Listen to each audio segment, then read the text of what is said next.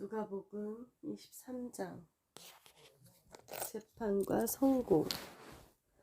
그들이 다 일어나 예수님을 빌라도 앞에 끌고 가서 이렇게 고소하였다. 이 사람은 우리 민족을 그릇된 길로 인도하고 있습니다. 황제에게 세금 바치지 못하게 하고 자기가 그리스도 왕이라고 주장합니다. 그래서 빌라도가 예수님께 내가 유대인의 왕이냐 하고 묻자 예수님은 그렇다 하고 대답하셨다. 빌라도는 대제사장들과 군중을 향하여 나는 이 사람에게서 아무런 죄도 찾지 못하였소 하였으나 그들은 억지를 부리며 그는 갈릴리에서부터 이곳에 이르기까지 온 유대에서 가르치며 백성을 선동하고 있습니다 라고 외쳤다. 빌라도는 그 말을 듣고 이 사람이 갈릴리 사람이요? 하고 물어본 뒤 예수님이 헤롯에 관할 지역에 속한 것을 알고 그에게 보냈는데 그때 마침 헤롯도 예루살렘에 와 있었다. 헤롯은 오래전부터 예수님의 소문을 듣고 한번 만나보고 싶기도 했고 또 그가 기적을 행하는 것을 보고 싶은 생각도 있었기 때문에 예수님을 보자 매우 기뻐하였다. 헤롯은 예수님께 여러 가지를 물어보았으나 예수님은 아무 대답도 하지 않으셨다. 대제사장들과 율법학자들이 거기에 서서 악착같이 예수님을 고소하자 헤롯은 군인들과 함께 예수님을 업신여기고 조롱한 후 화려한 옷을 입혀 빌라도에게 돌려보냈다. 헤롯과 빌라도가 전에는 원수처럼 지냈으나 바로 그날 서로 다정한 친구가 되었다. 빌라도는 대제사장들과 지도자들과 백성을 소집하고 그들에게 이렇게 말하였다. 여러분은 이 사람이 백성을 선동한다고 나에게 끌고 왔소. 그래서 내가 여러분이 보는 앞에서 직접 조사해 보았으나 이 사람에게선 여러분이 고소한 죄를 찾지 못하였소. 헤롯도 이 사람에게서 죄를 찾지 못하고 우리에게 되돌려 보냈는데 사실 이 사람은 죽을 짓을 한 일이 없소. 그러므로 매질하여 놓아 주겠소. 그러자 군중들이 일제히 큰 소리로 그 사람을 죽이고 우리에게 바라바를 석방해 주시오 하고 외쳤다. 바라바는 성 안에서 폭동을 일으키고 살인한 죄로 갇혀있는 죄수였다. 빌라도는 예수님을 놓아주고 싶어서 군중에게 다시 말했으나 그들은 계속 소리를 지르며 십자가에 못 박으시오, 십자가에 못 박으시오 하고 외쳤다. 그러자 빌라도가 그들에게 세 번째 말하였다.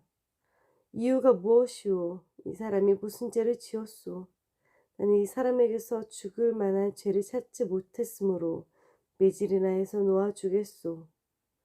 그러나 그들이 큰 소리로 외쳐대며 예수님을 십자가에 못 박아야 한다고 끈질기게 요구하자 마침내 그들의 소리가 이기고 말았다. 그래서 빌라도는 그들의 요구대로 할 것을 선언하였다. 그리고 그는 그들의 요구한 사람, 곧 폭동과 살인죄로 감옥에 갇힌 죄수를 석방하고 예수님을 넘겨주어 그들이 마음대로 하게 하였다. 그들이 예수님을 끌고 가다가 시골에서 올라오는 구레네 사람 시몬을 붙잡아 십자가를 지우고 예수님의 뒤를 따르게 하였다. 그리고 많은 사람들이 예수님을 뒤따라갔다. 그들 가운데는 예수님 때문에 슬퍼하며 오는 여자들도 있었다. 예수님은 몸을 돌이켜 그들에게 이렇게 말씀하셨다. 예루살렘의 딸들아, 나를 위해 울지 말고 너희와 너희 자녀들을 위해 울어라. 앞으로 사람들이 임신하지 못하고 아이를 낳아보지 못하고 젖을 먹어보지 못한 여자들을 행복하다 하고 말할 때가 올 것이다. 그때 사람들이 높은 산을 향해 우리 위에 무너져라 할 것이며 낮은 산을 향해 우리를 덮어라 할 것이다. 푸른 나무와 같은 나도 이런 일을 당하는데 마른 나무와 같은 너희 유대인들이야 무슨 일이든 당하지 않겠느냐. 처형. 다른 두 제수도 사형을 받기 위해 예수님과 함께 끌려갔다. 그들이 해골이라는 곳에 이르렀을 때 군인들이 예수님을 십자가에 못 박고 두 제수도 못 박았는데 하나는 예수님의 오른편에 하나는 왼편에 매달았다. 그때 예수님은 아버지 저 사람들을 용서해 주십시오. 저들은 자기들이 하는 일을 모르고 있습니다. 하고 말씀하셨다. 그들이 예수님의 옷을 제비 뽑자 백성들은 서서 구경하고 유대인 지도자들도 예수님을 비웃으며 그가 남을 구원하였으니 만일 하나님이 택하신 그리스도라며 자기도 구원하게 하라 하였다. 그리고 군인들도 다가와서 예수님을 조롱하고 신 포도주를 주면서 내가 유대인의 왕이라면 내 자신이나 구원하여라 하였다. 예수님의 머리 위에는 이 사람은 유대인의 왕이다 라고 쓴 죄패가 붙어 있었다. 함께 십자가에 달린 제수 중 한 사람은 당신이 그리스도가 아니오 당신 자신과 우리를 구원하시오 하며 예수님을 모욕하였으나 다른 제수는 그를 꾸짖으며 너는 똑같이 사형 선고를 받고도 하나님을 두려워하지 않느냐? 우리는 죄를 지었기 때문에 이런 벌을 받아도 싸지만 이분은 잘못한 것이 아무것도 없다 하였다. 그러고서 그가 예수님 당신의 나라에 들어가실 때 저를 기억해 주십시오 하자 예수님은 그에게 내가 분명히 말하지만 오늘 내가 나와 함께 낙원에 있게 될 것이다 하고 말씀하셨다. 난 12시쯤 되어 온 땅에 어두움이 뒤덮이더니 오후 3시까지 계속되었다. 해가 빛을 잃었고 성전 휘장이 뒤쪽으로 찢어졌다. 그리고 예수님은 큰 소리로 아버지 내 영혼을 아버지 손에 맡깁니다 하시고 숨을 거두었다.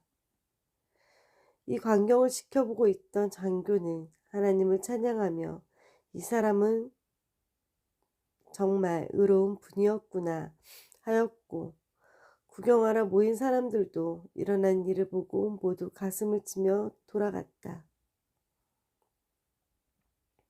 또 예수님을 아는 사람들과 갈릴리에서 예수님을 따라온 여자들도 멀리서 이 일을 지켜보았다. 의의 의원 가운데 착하고 의로운 요셉이라는 사람이 있었다. 그는 의의 결정과 행동에 따르지 않았다. 그는 유대인의 도시 아리마대 출신이었으며 하나님의 나라를 기다리는 사람이었다. 그가 빌라도에게 찾아가서 예수님의 시체를 요구하고 그 시체를 내려 고운 모시천으로 싸서 바위를 쪼아 내어 만든 새 무덤에 모셨다. 그날은 안식일을 준비하는 금요일이었는데 안식일이 곧 시작되려는 참이었다. 갈릴리에서 예수님을 따라온 여자들은 거기까지 와서 무덤과 예수님의 시체를 어떻게 모셔두었는가를 봐두고 집으로 돌아가 향품과 향유를 준비하였다. 그리고 그들은 계명을 따라 안식일에 쉬었다. 이는 하나님의 말씀입니다. 아멘.